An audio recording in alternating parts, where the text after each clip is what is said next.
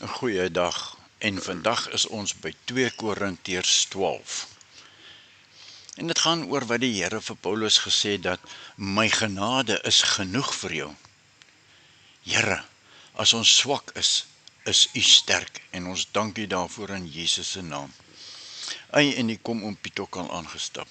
Ja, oom Piet is reg. Sê maar jou sê. Oom Piet sê toe hy met Paulus praat, vertel Paulus hom van iets. Paulus vertel hom van 'n derde hemel waar God vir hom 'n doring in die vlees gegee het om hom nederig te hou. 3 keer bid hy en vertel God van die doring. Maar God wil nie hoor wat hy sê nie en antwoord hom: ek gaan nie die doring verwyder nie, Paulus, want my genade is vir jou genoeg. Kyk na die see. My genade kom aangerol soos branders op die see. Brander op brander op brander. En dit is genoeg vir jou. Nou gaan ons lees wat die Bybel sê. Kom ons lees nou hoofstuk 12. En dis Alta Leroux wat dit vir ons gaan lees. Baie welkom Alta. En dankie dat jy die Bybelleesgroepie help om na die laaste stasie daar in Openbaring te reis. Dis nog 'n lang pad soontoe, maar met jou hulp kan die evangelietrein voortsnel. En is ons nou goed op pad. Alta lees nou 2 Korintiërs 12 vir ons. En ouma wag vir haar daar aan die einde, want ouma het ook 'n gedagte wat sy met ons wil deel. Die hemelse gesig en die doring in die vlees. Dit is waarlik vir my nie nuttig om te roem nie, want ek sal kom tot gesigte en openbaringe van die Here. Ek weet van 'n man in Christus, 14 jaar gelede. Of dit in die liggaam was, weet ek nie, of buite die liggaam, weet ek nie. God weet dit, dat so iemand weggeruk is tot in die derde hemel. En ek weet van so 'n man, of dit in die liggaam of buite die liggaam was, weet ek nie. God weet dit, dat hy weggeruk is in die paradys en onuitspreeklike woorde gehoor het, wat 'n mens nie mag uitspreek nie. Oor so 'n man sal ek roem, maar oor myself sal ek nie roem nie, behalwe in my swakhede. Want as ek sou wil roem, sou ek nie 'n dwaas wees nie, want ek sou die waarheid praat, maar ek laat dit na, sodat niemand my hoër mag skat as wat hy van my sien of wat hy van my hoor nie. En dat ek my oor die voortreffelikheid van die openbaringe nie sou verhef nie, is my 'n doring in die vlees gegee, 'n engel van die Satan, om my met die vuis te slaan, dat ek my nie sou verhef nie. Hieroor het ek die Here 3 maal gebid, dat hy van my sou wyk. En hy het vir my gesê, my genade is vir jou genoeg, want my krag word in swakheid volbring. Baie liewer sal ek dus in my swakhede roem, sodat die krag van Christus in my kan woon. Daarom het ek 'n behaag in swakhede, in mishandelinge, in node, in vervolginge, in benoudhede, om Christus wil, want ek is swak. Daarom het ek behaag in swakhede, in mishandelinge, in node, in vervolginge, in benoudhede, om Christus wil, want as ek swak is, dan is ek sterk. Belangeloosheid van Paulus. Al my roemende het ek dwaas geword. Julle het my daartoe genoodsaak, want ek moes deur julle aanbeveel geword het, want ek het niks by die uitnemende apostels agtergestaan nie, al is ek niks nie.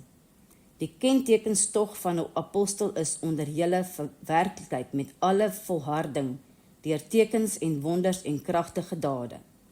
Want wat is daar waarin julle oortref, word deur die ander gemeentes, behalwe dat ek persoonlik julle nie lastig geval het nie. Vergeef my hierdie onreg. Kyk, vir die 3de keer is ek gered, om na julle te kom. En ek sal julle nie lastig val nie, want ek soek nie julle goed nie, maar julle self. Want dit is nie die kinders wat vir die ouers moet opgaar nie, maar die ouers vir die kinders. En ek sal baie graag uitgee, ja, myself weggee vir julle siele, al word ek, terwyl ek julle oorvloediger liefhet, minder bemin. Maar laat dit so wees, ek het julle nie beswaar nie, maar omdat ek slim was, het ek julle met lus gevang. Ek het my dan ten koste van julle bevoordeel deur een van die wat ek na julle gestuur het. Ek het Titus gevra en die broeder saamgestuur. Het Titus hom dan ten koste van julle bevoordeel? Het ons nie in dieselfde gees, in dieselfde spore gewandel nie? Laaste vermaning van die Korintiërs, groete. Dink julle weer dat ons by julle verdedig? Ons spreek in die teenwoordigheid van God in Christus, en dit alles, geliefdes, tot julle stigting. Want ek vrees dat ek julle by my koms miskien nie sal vind soos ek wens nie, en dat ek deur julle gevind sal word soos julle nie wens nie, dat daar miskien sal wees twis, jaloersheid, troonigheid, verdeeldheid, kwaadsprekery, nuusdraery, verwaandheid, wanorddelikheid, dat ek, as ek gekom het, my God my miskien weer by julle sal verneder, en ek sal treur oor baie van julle wat vroeër gesondig het, en hulle nie beheer van die onreinheid en hoerery en ongebondenheid wat hulle bedryf het nie. Ouma is nou aan die woord. Sy kyk oor haar bril terwyl sy op die wiegstoel sit. Ek het een keer 'n doring in my voet gehad op pad kerk toe, begin ouma aan die groepie wat op die groot plaasstoep vergader het, te vertel. Ek wou het uittrek, maar dit het afgebreek. Elke tree het seer gemaak. Ek het gebid, Here, vat dit weg, maar die Here het dit nie weggevat nie. Hy het my geleer om stadiger te loop, om meer te kyk, om mense se hande vas te hou, om nie altyd haastig te wees en 'n ander pad te vat nie. Ja, Paulus se doring was nie 'n straf nie, dit was sy beskerming, sê sy. Sonder dit sou Paulus hoogmoedig geword het oor sy visioene wat hy van God ontvang. God het nie die pyn weggevat nie. Hoekom nie? Want God het meer genade gegee as wat die pyn kon vat. Jy hoor dit. God het meer genade gegee as wat die pyn kon vat. En daarom kan Paulus sê, as ek swak is, dan is ek sterk. Want as ek nie meer op my eie bene kan staan nie, dan leer ek om op God se arms te rus. Jou doring, of dit nou siekte is, of 'n moeilike kind, of 'n herinnering, of iets wat jou baie pla, wat jy hier in jou agterkop bære, dit is nie 'n teken dat God jou vergeet het nie. Nee, dis 'n plek waar God met sy genade wil inkom, sodat jy op hom kan rus, en op hom staat maak, en nie op jou eie krag en jou eie gedagtes moet staat maak nie. Ek vra jou vandag, watter doring vra ek vir God om in my lewe weg te vat, terwyl hy my genade wil gee? Waar kan ek vandag in my swakheid op sy, die Here se krag rus? O Here, u genade alleen is genoeg vir my. En ek sê vir u, baie dankie vir dit, Here. Amen. Elke dag gee jy iets weg, 'n woord, 'n glimlach, 'n daad. En iewers in die stilte word dit deel van jou pad. Ek het geleer die lewe luister na wat ons gee en sê. Elke klein bietjie liefde kom weer terug op sy tyd. 'n sagte woord kan vrede bring, 'n oop hand kan weer bou. En wat jy vir 'n ander doen, vind eendag pad na jou. Daar is 'n tyd om te gee, daar is 'n tyd om te wag,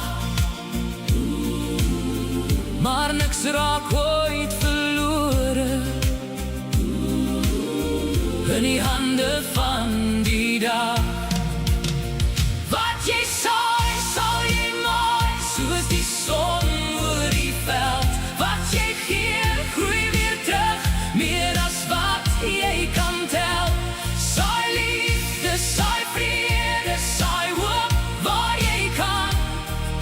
saad van vandag word die oes van môre dan. Gee genade in die oggend, dra geduld deur die nag. Laat jou hart soos water vloei waar iemand anders wag. Moenie tel wat jy verloor nie, tel die lig wat jy kan bring. Want 'n mens wat goedheid uitdeel, hoor die hemel saam omsing. Daar is 'n tyd om te gee, daar is 'n tyd om te wag, maar niks raak ooit verlore in die hande van die dag. Wat jy saai, sal jy maai, soos die son oor die veld. Wat jy gee, groei weer terug, meer as wat jy kan tel. Saai liefde, saai vrede, saai hoop waar jy kan, want die saad van vandag word die oes van môre dan. Laat my woorde sagter val, laat my hande oop bly staan, laat my elke tree onthou, ek los iets agter waar ek gaan. Wat jy saai, sal jy maai, soos die son oor die veld. Wat jy gee, groei weer terug, meer as wat jy kan tel. Saai liefde, saai vrede, saai hoop waar jy kan, want die saad van vandag word die oes van môre dan. Elke dag gee jy iets weg, 'n woord, 'n glimlach, 'n daad. Kies die liefde wat jy plant en laat het groei op jou